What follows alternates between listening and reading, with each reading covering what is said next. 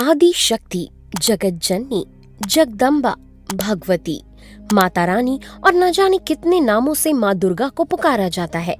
हिंदू धर्म में माँ दुर्गा को शक्ति का प्रतीक माना गया है, जिन्होंने महिषासुर जैसे शक्तिशाली राक्षस का अंत किया था। लेकिन क्या आप जानते हैं कि माँ दुर्गा की उत्पत्ति कैसे हुई और महिषासुर से लड़ने के लिए उन्हें कौन से भगवान से कौन सा शस्त्र मिला था? आज के इस वीडियो में हम आपको यही बताने जा रहे हैं, इसलिए अंत तक हमारे साथ बने रहें। महिषासुर कौन था? महिषासुर एक अत्यंत शक्तिशाली असुर था। इसकी उत्पत्ति पुरुष और महिषी यानी भैंसे के संयोग से हुई थी, इसलिए उसका नाम महिषासुर पड़ा। दरअसल महिषासुर के पिता का नाम रंभ था, जो असुरों का राजा था। एक बार की बात है, रंभ जल में रहने वाले एक भैंसे से प्रेम कर बैठा और इन्हीं के योग से असुर महिषासुर का जन्म हुआ। इसी वजह से महिषासुर इच्छानुसार जब चाहे भैंस और जब चाहे मनुष्य का रूप धारण कर सकता था। पौराणिक कथा के अनुसार महिषासुर अमर होना चाहता था, इसलिए उसने ब्रह्मा को प्रसन्न करने के लिए कठोर तपस्या की। ब्रह्मा जी ने उसके तप से प्रसन्न होकर दर्शन दिए और महिषासुर से पूछा कि बताओ तुम क्या वर मांगना चाहते हो। तब महिषासुर ने उनसे अमर होने का वर मांग लिया। ये सुनकर ब्रह्मा जी भी आश्चर्यचकित रह गए। ब्रह्मा जी ने महिषासुर से कहा कि मृत्यु को छोड़कर जो कुछ भी मांगना चाहते हो मांग सकते हो, क्योंकि जिसने जन्म लिया है उसकी मृत्यु निश्चित है। तब महिषासुर ने काफी सोच समझकर कहा कि ठीक है, आप मुझे ऐसा वरदान दें कि कोई भी मनुष्य, देवता या दानव किसी के भी हाथों मेरी मृत्यु ना हो। मेरी मृत्यु केवल स्त्री के हाथों से हो। ब्रह्मा महिषासुर को ये वरदान देकर वापस चले गए। वर प्राप्त करने के बाद महिषासुर समस्त दैत्यों का राजा बन गया। इसके बाद उसने एक विशाल सेना का गठन किया और पाताल लोक और मृत्यु लोक पर आक्रमण कर सभी को अपने अधीन कर लिया। इसके बाद महिषासुर स्वर्गलोक के देवताओं को सताने लगा। फिर एक दिन उसने देवताओं के इंद्रलोक पर आक्रमण कर उन्हें परास्त कर दिया। देवगण परेशान होकर त्रिमूर्ति ब्रह्मा, विष्णु और महेश के पास सहायता के लिए पहुंचे। तब एक बार फिर से सभी देवताओं ने मिलकर उसे परास्त करने के लिए युद्ध किया, परंतु वे फिर हार गए, क्योंकि महिषासुर को वरदान मिला हुआ था। इस तरह महिषासुर ने देवलोक पर भी अधिकार जमा लिया और त्रिलोकाधिपति बन गया। माँ दुर्गा की उत्पत्ति कैसे हुई? महिषासुर का आतंक इतना बढ़ चुका था कि देवताओं के रहने के लिए कोई स्थान ही नहीं बचा था। तब देवताओं ने ब्रह्मा जी से इस परेशानी का हल पूछा, तो उन्होंने बताया कि महिषासुर का वध केवल एक स्त्री ही कर सकती है। तब सभी देवताओं ने सोचा कि क्यों ना ऐसी सर्वशक्तिशाली स्त्री का निर्माण किया जाए जो इस राक्षस का अंत कर सके। देवताओं ने योजना बनाई कि हम सभी देवतागण मिलकर एक ऐसी स्त्री की रचना करेंगे जिसमें हमारी सारी शक्तियां समाहित होंगी। इसके बाद सभी देवताओं ने मिलकर अपने तेज को एक जगह समाहित करना शुरू किया। इसके बाद देवताओं की शक्ति से मिलकर एक तेजोमय शक्ति पैदा हुई। ये तेजोमय शक्ति एक पहाड़ के समान थी। उसकी ज्वालाएं 10 दिशाओं में व्याप्त होने लगी। ये तेज पुंज सभी देवताओं के शरीर से प्रकट होने के कारण एक अलग ही स्वरूप लिए हुए था। समस्त देवताओं के तेज पुंज से जैसे ही जगत जननी माँ दुर्गा प्रकट हुई, तो उन्हें देखकर देवताओं की प्रसन्नता का ठिकाना ही नहीं रहा। माँ दुर्गा का तेज इतना अधिक था कि सभी की आंखें चौंधिया गई थी।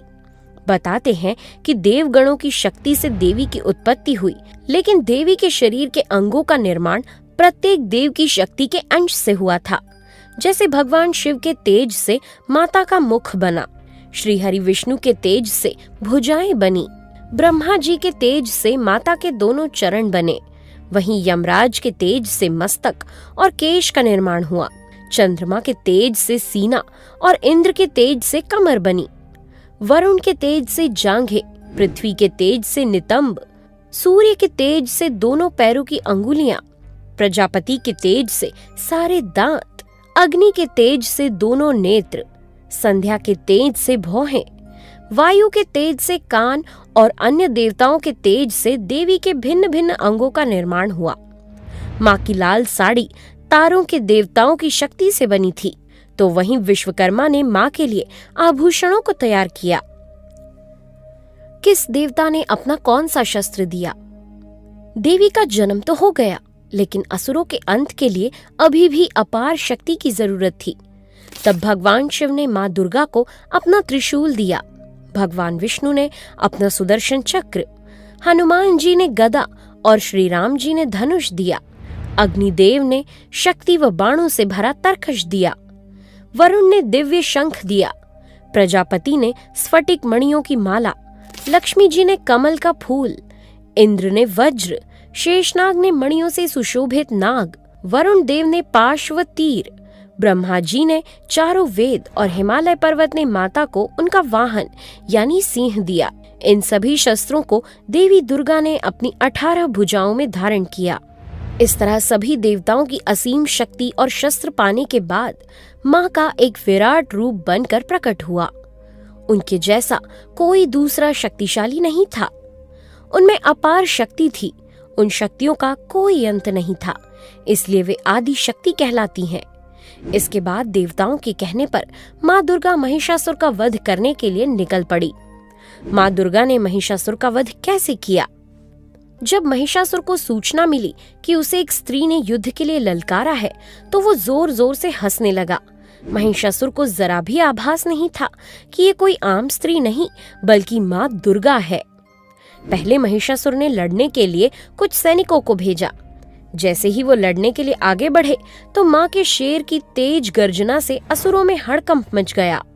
सैनिकों की हाहाकार सुनकर महिषासुर से रहा नहीं गया और वो खुद युद्ध के मैदान के लिए आ पहुंचा, जहां उसने देखा कि युद्ध के लिए सामने एक ऐसी विशाल तेजस्वी रूपवान स्त्री खड़ी है जिसकी अनेक भुजाएं हैं और वो स्त्री कई शस्त्रों से सुसज्जित होकर सिंह पर बैठी है।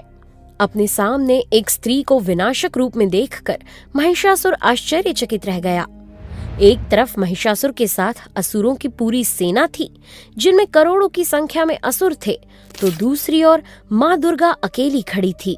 लेकिन माँ के इस सर्वशक्तिशाली रूप को देखकर राक्षस भी घबरा गए। सिंह पर बैठी माँ दुर्गा की गर्जना ही इतनी भयंकर थी कि उसके चारों ओर भय का वातावरण पैदा हो गया। वहीं सारे देवता इस महायुद्ध को बड़े कौतूहल से देख रहे थे। महिषासुर की सेना का सेनापति आगे बढ़कर देवी के साथ युद्ध करने लगा।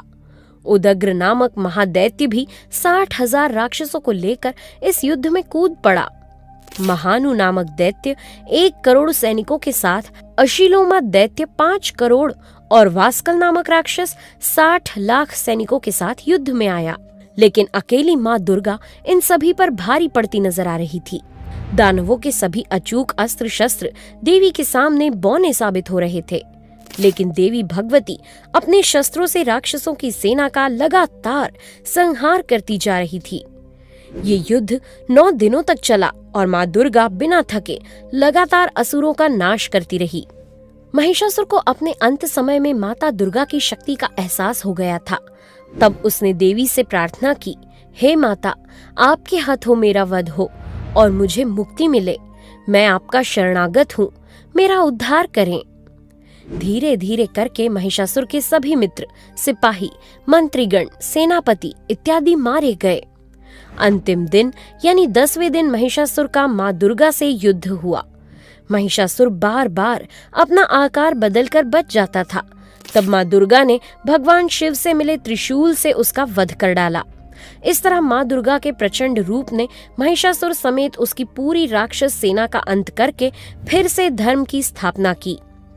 माँ दुर्गा ने महिषासुर से लगातार 9 दिनों तक युद्ध किया और 10वें दिन उसका वध किया। यही कारण है कि हिंदू धर्म में 9 दिनों तक दुर्गा पूजा मनाई जाती है और 10वें दिन को विजयादशमी के नाम से जाना जाता है, जो बुराई पर अच्छाई का प्रतीक है। महिषासुर के मर्दन के कारण ही माँ दुर्गा का नाम महिषासुर मर्दिनी पड़ा। देवी दुर्गा के साथ महिषासुर की पूजा क्यों होती है? नवरात्रि के दिनों में आपने देखा होगा कि जहाँ भी माँ दुर्गा की पूजा होती है, वहाँ माता की मूर्ति के साथ शक्तिशाली महिषासुर की भी प्रतिमा होती है। इस मूर्ति में माता त्रिशूल से महिषासुर का वध कर रही होती है।